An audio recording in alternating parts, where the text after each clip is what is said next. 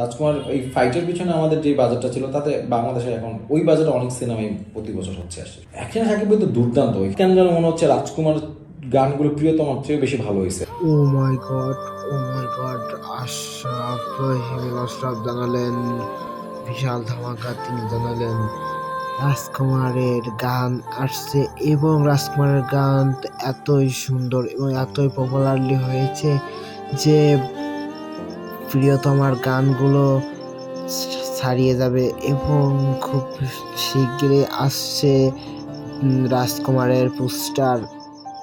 তো বন্ধুরা আরও জানান তিনি খুব শিগগিরই আমাদের কাজ প্যাক আপ হয়ে যাবে এবং কাজ শেষ হয়ে যাবে এবং আরও মিনিমাম 10 দিন থেকে 12 দিন আমেরিকাতে শ্যুট আছে। সেই শ্যুটটা শেষ করার পরেই আমরা শেষ করে দিচ্ছি আমাদের এই শুটিং।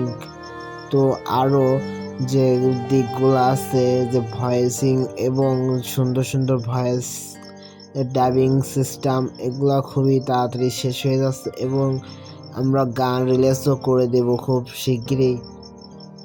এবং আমাদের যে ছবিটা খুব পপুলার এবং প্রিয়তমার থেকে অনেক হাইপ এবং অনেক সুন্দরভাবে তিনি চ্যালেঞ্জ ছুড়ে দিয়ে বলেন এবং জানান আমাদের শাকিব খান তিনি যে ফাইটগুলো করেছেন তিনি নিজে থেকেই 99% নিজেই করেছেন, কেননা তিনি চাচ্ছিলেন আপনার কাজটা যেন নিজের দ্বারাই হয়।